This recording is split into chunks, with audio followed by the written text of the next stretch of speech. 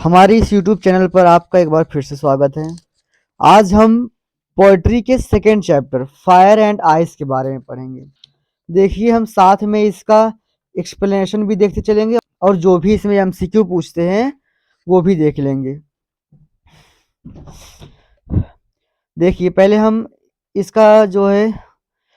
इसका एक्सप्लेनेशन देख लेते हैं, फिर हम इसके जो एमसीक्यू हैं उसको देखेंगे। तो इसके राइटर हैं रॉबर्ट फ्रॉस्ट, जिसके द्वारा लिखी गई हम एक पोएम और पढ़ चुके हैं इसके पहले। आज हम इनकी दूसरी पोएम पढ़ेंगे, फायर एंड आइस यानी बर्फ और आग। देखिए, पहला स्टैंजा क्या है।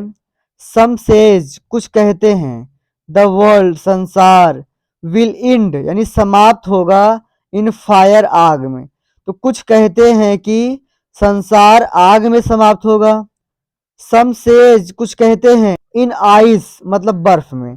तो कुछ कहते हैं कि बर्फ में। तो रॉबर्ट फ्रॉस्ट जी क्या कहना चाहते हैं कि कुछ लोग कहते हैं यानी कुछ लोगों का मानना है कि बर्फ की संसार का अंत आग से होगा, संसार का अंत आग से होगा, और कुछ का मानना है कि बर्फ से होगा। फिर क्या करें, फ्रॉम वाट मतलब जितना, आई हैव टेस्टेड मैं चखा हूं, ऑफ डिजायर मतलब डिजायर को यानी अभिलाषा को, चाह को, इच्छा को, चाहे जो कह लीजिए आप। तो मैंने जितना डिजायर यानी जितना इच्छा को या जितना चाह को या फिर जितना अभिलाषा को चखा है, आई मैं होल्ड मतलब सपोर्ट करता हूं यानी उनका साथ देता हूं, विद दोज मतलब उनका। तो मैं उनके साथ खड़ा हूं मतलब मैं उनका साथ देता हूं। हु जो, फेवर मतलब पक्ष में है, हु मतलब जो, फेवर मतलब पक्ष में है, किसके, फायर यानी आग के। तो जो आग के पक्ष में है। तो कह रहे हैं कि जितना मैंने अभिलाषा, डिजायर मतलब अभिलाषा को चखा है, मैं उनके साथ खड़ा हूं। होल्ड मतलब मैं उनके साथ खड़ा हूं। देखिए, आई होल्ड मतलब मैं खड़ा हूं, विद दोज उनके साथ, हु जो, फेवर मतलब पक्ष में है, किसकी, फायर, फायर मतलब आग के। मैं उनके साथ खड़ा हूं जो आग के पक्ष में है, मतलब जो यह कहते हैं कि संसार का अंत आग में होगा, मैं उनके पक्ष में खड़ा हूं। अब देखिए इसे कैसे पूछेगा, जैसे दे देगा इसे, हु कौन, इज द स्पीकर मतलब वक्ता है, मतलब बोलने वाला कौन है, इन द एबव लाइन्स ऊपर दी गई लाइनों में। ऊपर दी गई लाइनों में कौन बोल रहा है। तो देखिए, अ लीडर एक नेता, अ टीचर एक अध्यापक, पोएट मतलब कवि, अ बॉय एक लड़का। तो इसमें कौन जो है, ये एक पोएट ही बोल रहे हैं, मतलब हमारा आंसर क्या हो जाएगा, द पोएट। क्यों, क्योंकि जो इसके कवि है वही तो बता रहे हैं। आगे देखिए, इन द स्पीकर्स ओपिनियन मतलब वक्ता के विचार से, वक्ता के विचार मतलब जो इसके राइटर उनके विचार से, जो इसके कवि हैं उस उनके विचार से, द वर्ल्ड संसार, विल इंड समाप्त होगा, इन मतलब में किसमें, बर्फ में समाप्त होगा, फायर मतलब आग में समाप्त होगा, बोथ आइस एंड फायर मतलब दोनों, बर्फ और आग दोनों में, या फिर नाइदर आइस ना तो बर्फ में, नॉर फायर ना तो आग में, ना ही बर्फ में और ना ही आग में। तो देखिए, इसमें केवल संसार के आग में नष्ट होने की बात हुई है इस स्टैंजा में, तो हम इसलिए फायर पे लगाएंगे। किस पे लगाएंगे, फायर में। वो अलग बात है कि आगे बताया जाएगा कि संसार बर्फ में समाप्त होगा, लेकिन इस स्टैंजा में केवल फायर की बात हुई है, तो हम क्या लगा देंगे, फायर में। ठीक है, चलिए अगला क्या है। सम पीपल कुछ लोग से कहते हैं, दैट की, द वर्ल्ड संसार विल इंड इन समाप्त होगा, किसमें, स्मोक मतलब बर्फ में, वाटर मतलब पानी में, सी मतलब समुद्र में, फायर मतलब आग में। तो किसमें समाप्त होगा, आग में। देखिए अगला क्या है, व्हाट क्या, डू यू मीन आपका मतलब है, बाई होल्ड मतलब होल्ड यानी जो इसमें शब्द होल्ड आया है यहाँ पे, इसका मतलब क्या है, हियर यानी यहाँ पर। तो यहाँ होल्ड का मतलब क्या है, तो यहाँ लेखक क्या कह रहा है, आई होल्ड मैं खड़ा हूं या फिर मैं उनके साथ हूँ, विद दोज मतलब उनके साथ, हु जो, फेवर फायर मतलब आग के पक्ष में है। तो मैं यानी उनके पक्ष में हूँ या फिर मैं उनको सपोर्ट करता हूँ जो आग के पक्ष में है। तो अब इसका मतलब यहाँ होल्ड का डिजायर यानी अभिलाषा तो हो नहीं सकती है, आसमान तो हो नहीं सकता, कंफर्ट मतलब आराम, कंफर्ट मतलब क्या होता है, आराम, तो आराम तो हो नहीं सकता। क्या होगा इसका मतलब, सपोर्ट यानी मैं उनके सपोर्ट में हूं, मैं उनका सपोर्ट करता हूं। तो यानी यहाँ होल्ड का मतलब क्या है, सपोर्ट। होल्ड मतलब होता है थामना, सपोर्ट मतलब भी क्या होता है, थामना। होल्ड मतलब पकड़ना और सपोर्ट का मतलब भी क्या हो जाएगा, थामना यानी पकड़ना।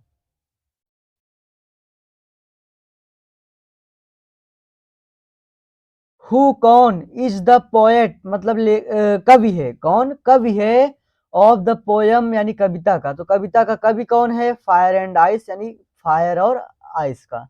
तो फायर एंड आइस की कविता का कवि कौन है, तो देखिए लेस्लिक, क्या लेस्लिक है,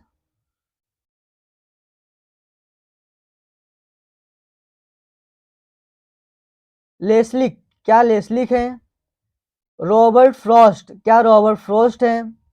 कैरोलिन, क्या कैरोलिन है, या फिर रॉबिन क्लीन, या फिर रॉबिन क्लेन है।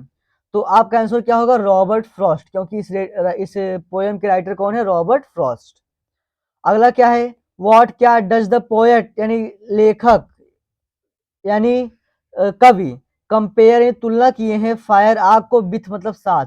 तो पोएट जो है हमारे इस चैप्टर के यानी जो कवि हैं, उन्होंने आग की तुलना किससे की है, हेटेड नफरत से, डिजायर अभिलाषा से, हॉट मतलब गर्मी से, बोथ ए एंड बी तो किससे की है। तो आप अगर ध्यान दें तो उन्होंने क्या कहा है कि I have tested the desire, मैंने अभिलाषा को चखा है। आई होल्ड, मैं खड़ा हूं विद दोज उनके साथ, हु फेवर फायर जो आग के पक्ष में, यानी कि उन्होंने आग की तुलना डिजायर यानी अभिलाषा से की है। तो इसका आंसर क्या हो जाएगा, डिजायर यानी अभिलाषा।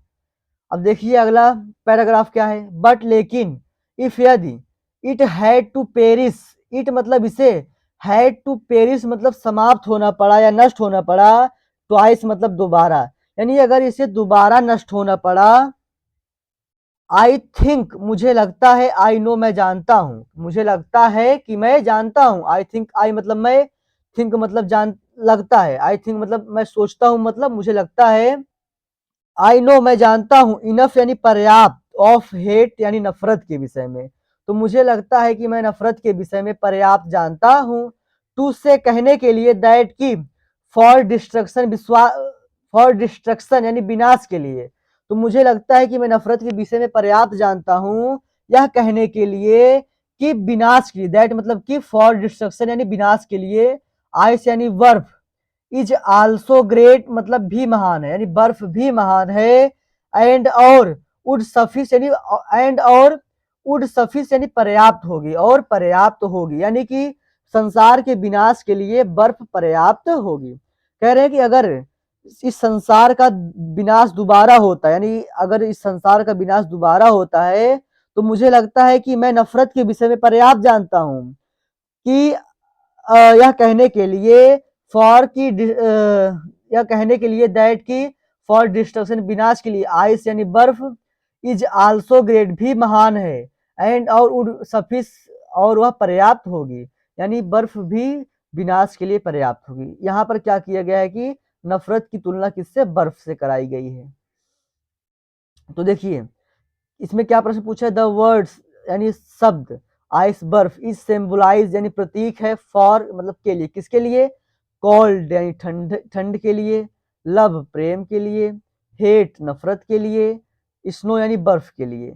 तो जो हमारा इसमें आइस है, ये किसका प्रतीक है, हेट यानी नफरत का।